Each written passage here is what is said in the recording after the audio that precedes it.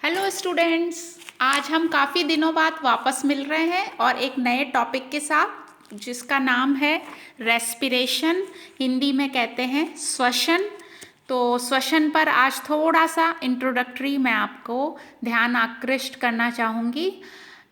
Respiration या श्वसन एक वाइटल प्रक्रिया है, मतलब ये जीवन की आवश्यक प्रक्रिया है और ये सभी लिविंग्स का प्रमुख लक्षण है।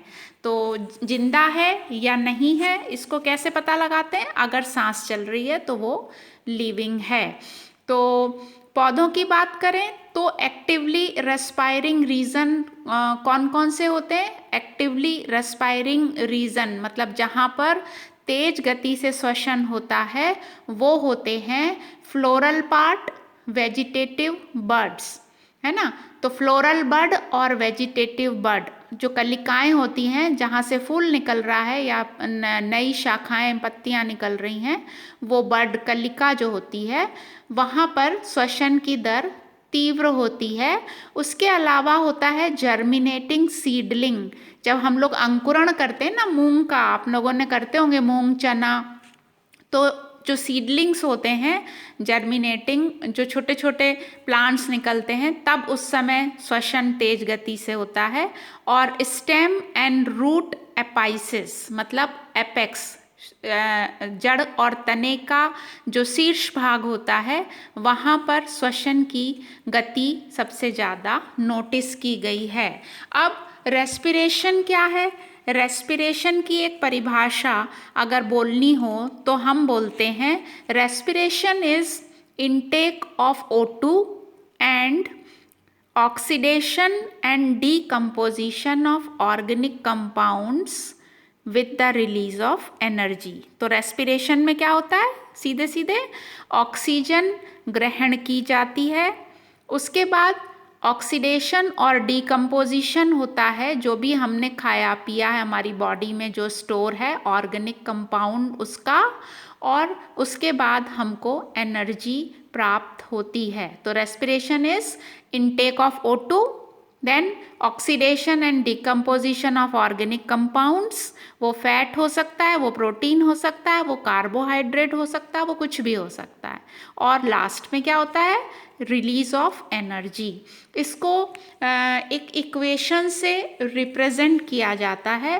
पहले के समय में जो इक्वेशन लिखी जाती थी उसमें कार्बोहाइड्रेट के साथ 6 मॉलिक्यूल ऑक्सीजन के शो करते थे और सीधे प्रोडक्ट बन जाता था 6 कार्बन डाइऑक्साइड, 6 पानी के मॉलिक्यूल, और एनर्जी को लिखा करते थे 686 किलो कैलोरी।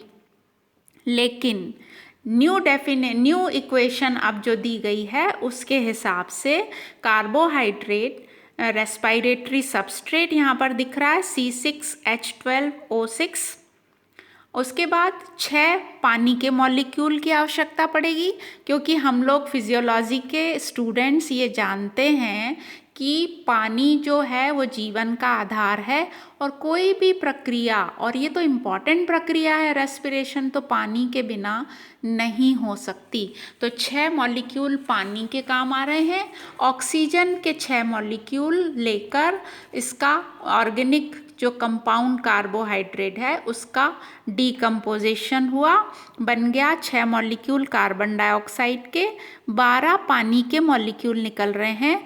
और एनर्जी को हम यहाँ एक पर्टिकुलर क्वांटिटी में डिनोट ना करके हम लिख देते हैं सिंपल एनर्जी। तो हमें अलग अलग पदार्थ अलग अलग मात्रा में एनर्जी देते हैं, इसलिए 686 किलो कैलोरी का जो पुरानी इक्वेशन थी उसको रिप्लेस कर दिया गया है अब। ठीक है, तो ये हो गया रेस्पिरेशन की परिभाषा। अब अपन अपने बारे में सोचते हैं। जब हम सांस लेते हैं तो आप ध्यान दीजिए 2 या 3 सेकंड मुश्किल से हम जब बिज़ी होते हैं तो हमें होश भी नहीं रहता कि हम सांस ले रहे हैं। तो 2 या 3 सेकंड में हम सांस खींच लेते हैं, उसको फिर होल्ड भी नहीं करते और तुरंत उसको जल्दी से छोड़ देते हैं। तो क्या ये इतना आसान है? ये प्रक्रिया इतनी आसान है? ये प्रक्रिया जब आप उसको डिटेल में पढ़ते हैं तो आपको बहुत टफ लगती है, बहुत मुश्किल लगती है, और उसका जो साइकिल है उसको याद करना, क्रेब्स साइकिल, मुश्किल लगता है। तो फिर ये इतना आसान है नहीं। तो क्या है, रेस्पिरेशन बहुत जटिल प्रक्रिया है, इट्स ए कॉम्प्लेक्स प्रोसेस। और कॉम्प्लेक्स प्रोसेस में यहाँ पर मैंने 5 और 6 आपको स्टेप्स लिख दिए हैं, उसको मैं एक्सप्लेन करूँगी।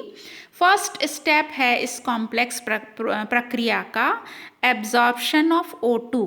जब हम सांस लेते हैं तो सबसे पहले हमारी बॉडी में ऑक्सीजन का अवशोषण किया जाता है। तो पहले ऑक्सीजन का होना आवश्यक है। अभी हम कोरोना में मास्क लगाते हैं तो शाम तक हमको थकान हो जाती है, क्योंकि ऑक्सीजन जितनी मात्रा में बॉडी में जाना चाहिए उस बाधित हो रही है। तो ऑक्सीजन जब नहीं पहुंचती है तो हमारा जो खाया पिया भोजन है उसका डिकम्पोजिशन भी नहीं होता, ऑक्सीडेशन नहीं होता, और जितनी एनर्जी मिलनी चाहिए वो नहीं मिलती है। तो हम बहुत डिफ़िकल्ट दौर से गुजर रहे हैं। तो पहला है ईच एंड एवरी सेल्स को, हर आपकी बॉडी की हर कोशिका को ऑक्सीजन मिले। तो एब्जॉर्प्शन ऑफ O2 फर्स्ट। तो इसलिए डीप ब्रीथिंग या प्राणायाम जब हम करते हैं तो हम कैसा फील करते हैं, एनर्जेटिक फील करते हैं, क्योंकि हमारी एक एक कोशिका ऑक्सीजन को ले पाती है डीप ब्रीथिंग में। तो साइंटिफिक रीज़न यही है ना। ऐसे नहीं कि प्राणायाम ऐसे ही कह रहे हैं कुछ नहीं होता, ऐसा नहीं है। तो फर्स्ट स्टेप एब्जॉर्प्शन, समझ में आ गया। ऑक्सीजन का अवशोषण जरूरी है, हर कोशिका को मिले, इसलिए हमें गहरी सांस लेना चाहिए। बीच बीच में हमें ध्यान देना चाहिए कि हम कैसे सांस ले रहे हैं। दूसरा है ऑक्सीडेशन ऑफ फूड। इसमें क्या होता है, कार्बोहाइड्रेट कन्वर्ट हो जाता है किसमें, CO2 एंड H2O में। तो ऑक्सीडेशन ऑफ फूड सेकंड और इम्पॉर्टेंट स्टेप। उसके बाद तीसरा स्टेप है रिलीज ऑफ एनर्जी। ऑक्सीडेशन होते ही ऊर्जा निकलती है, और ऊर्जा से रिलेटेड रेस्पिरेशन में आप पढ़ेंगे कंसेप्ट ऑफ फ्री एनर्जी।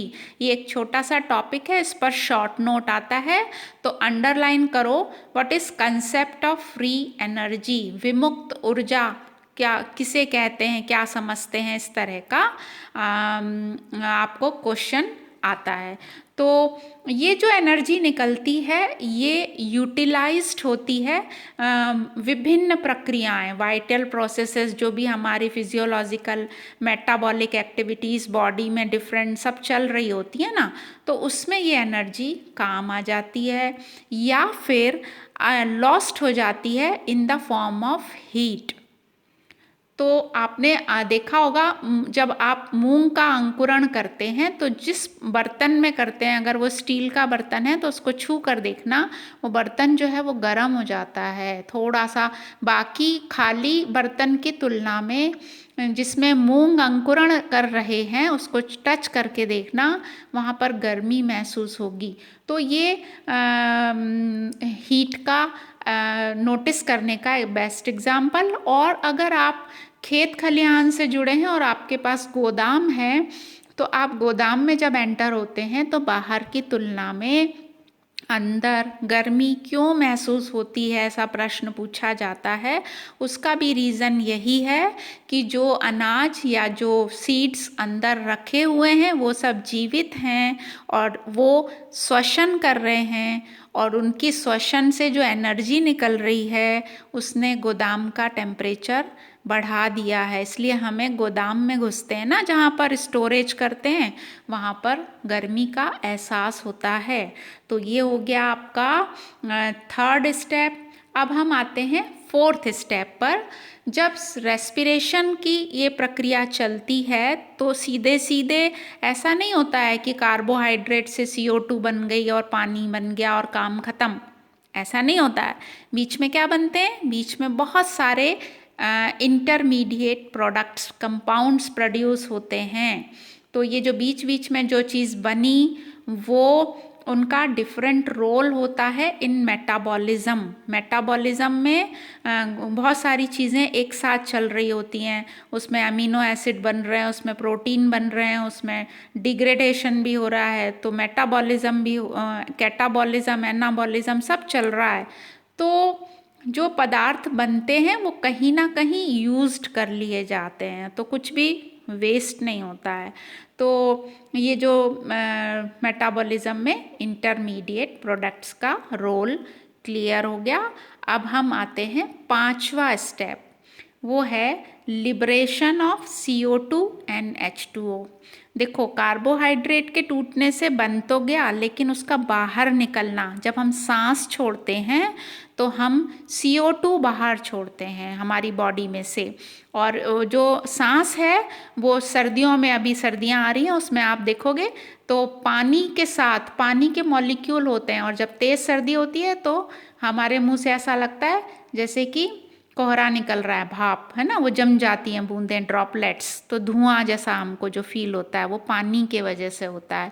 तो छोटी छोटी सी चीज़ें हैं, अगर उसको नोटिस करें तो वो इंटरेस्टिंग भी बनती हैं और वो हमें लाइफ लॉन्ग याद रहती हैं। तो लिबरेशन, जैसे ही हम सांस छोड़ते हैं ना सर्दी के दिनों में, तो धुआं धुआं दिखता है, वो इसलिए दिखता है क्योंकि बाहर बहुत ठंड है और CO2 के साथ जो पानी के मॉलिक्यूल हैं वो जम जाते हैं बाहर आते ही, इसलिए वो धुएं में कन्वर्ट हो जाता है। अब आते हैं लास्ट जो है वो है लॉस इन वेट।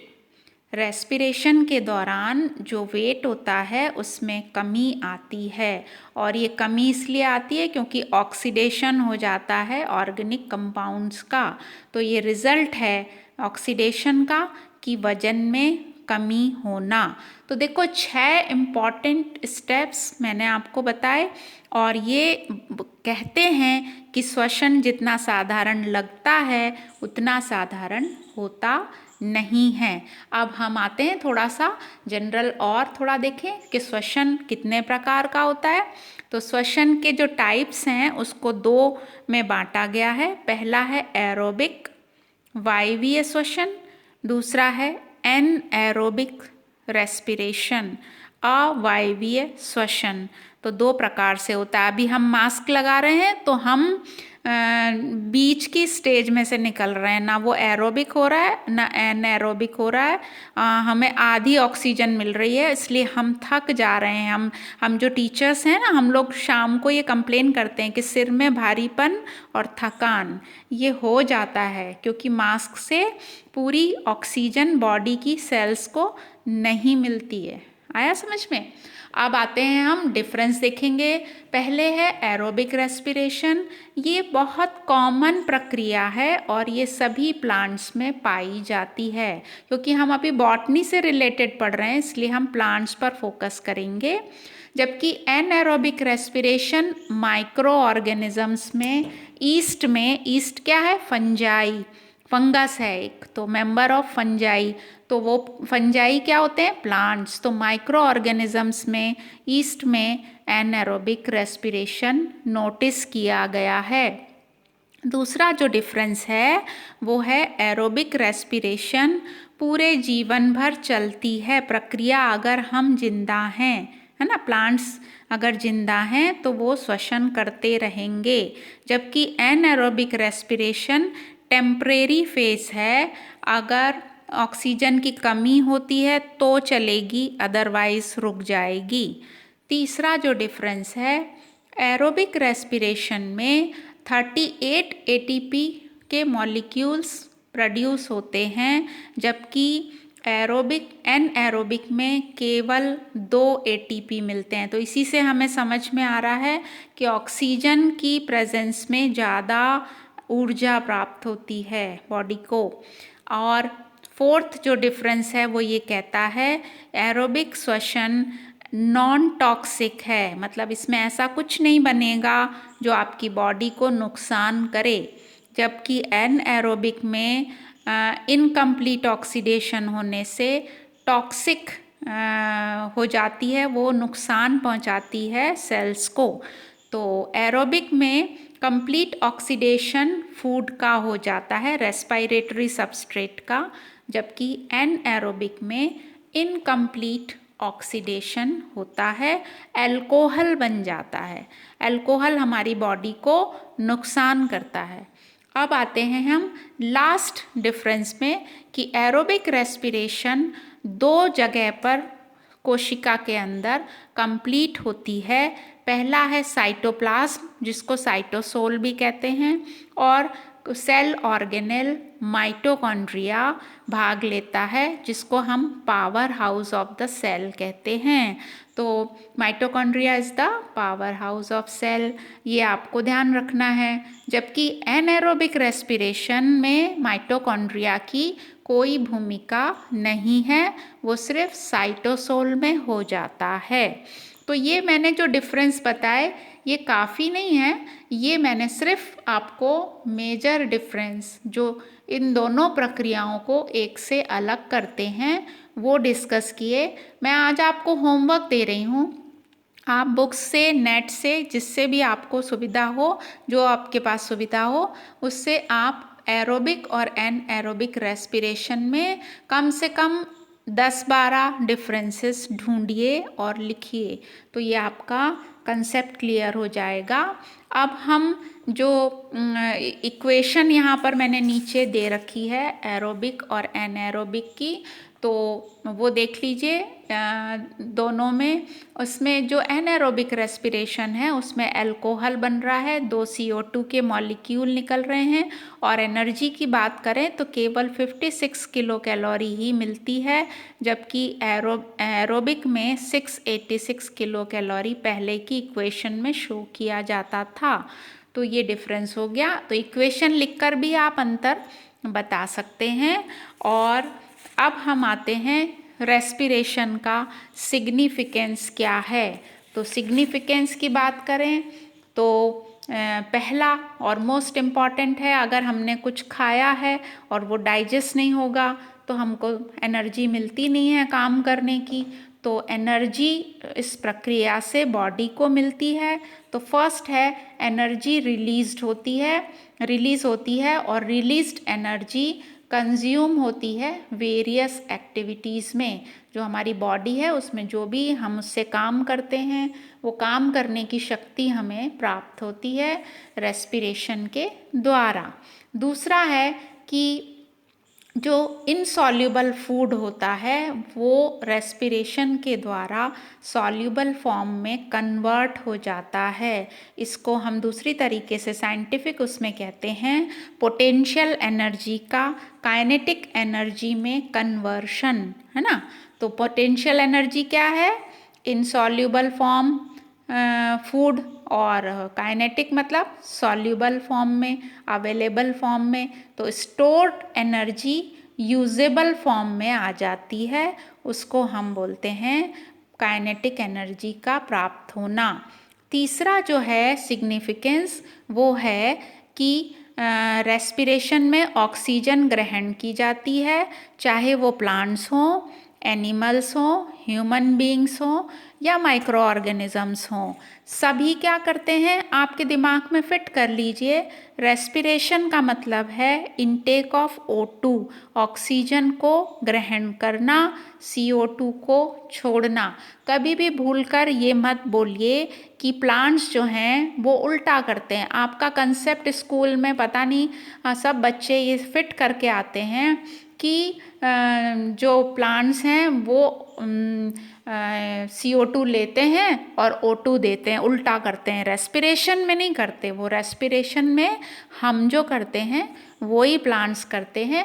पौधे ऑक्सीजन देते हैं लेकिन वो प्रक्रिया हम पढ़ चुके, वो है प्रकाश संश्लेषण। ठीक है, तो आपको कन्फ्यूज़न बिल्कुल नहीं रखना है।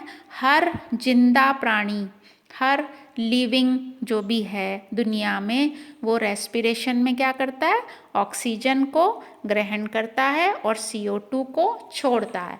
तो अब सोचो जरा कि इतने सारे ह्यूमन हैं इस दुनिया में, करोड़ों की जनसंख्या, और पौधे भी वही कर रहे हैं, एनिमल्स भी वही कर रहे हैं। तो हमारी धरती पर जो कार्बन डाइऑक्साइड की मात्रा है वो इसीलिए बढ़ती जा रही है। तो ग्लोबल वार्मिंग का रीज़न यही है कि CO2 की मात्रा राइज हो रही है और CO2 के बढ़ने से अर्थ का टेम्परेचर इंक्रीज हो रहा है, और अर्थ का टेम्परेचर अगर बढ़ता है तो ग्लेशियर्स जो हैं उनका अस्तित्व खतरे में है, और जो सी लेवल है वो बढ़ता जाएगा, पानी का स्तर ऊपर होगा तो ज़मीन ऑटोमेटिकली कम पड़ जाएगी और जनसंख्या हमारी कंटिन्यूअस बढ़ रही है। तो पौधे क्या करते हैं कि CO2 साइकिल को मेंटेन करते हैं। CO2 को वो प्रकाश संश्लेषण के लिए ले लेते हैं और CO2 साइकिल मेंटेन रहता है। तो अगर हम प्लांट्स लगाएंगे तभी तो वो मेंटेन करेंगे, अगर हम काट लेंगे तो इम्बैलेंस हो चुका है, और इम्बैलेंस का ही नतीजा है आज जो हम लोग भुगत रहे हैं तरह तरह की प्रॉब्लम्स। तो आप लोगों की ड्यूटी बनती है कि आप अगर समझ लेते हैं चीज़ों को तो अपना एक कंट्रीब्यूशन भी नेचर के प्रति रखिए। कुछ प्लांट्स लगाओ, कुछ ट्रीज़ लगाओ। आपके पास तो आप लोग सब खेती बाड़ी से जुड़े हुए लोग हैं, मैं जानती हूँ अपने एरिया में। तो आप अपने हाथ से पौधे लगाइए ताकि वो हमें अच्छी फ्रेश ऑक्सीजन दें और CO2 साइकिल मेंटेन होगा, तभी ये अर्थ जो है वो रहने लायक रहेगी। तो समझ में आ गया मेरे ख्याल से। आज के लिए इतना ही। फिर हम इस टॉपिक को अभी तो शुरू किया है, 3-4 आपकी वीडियोस में जाकर ये कंप्लीट होगा। समझ में आया होगा, इसको अच्छे से इंटरेस्ट लेके पढ़िए। Thank you.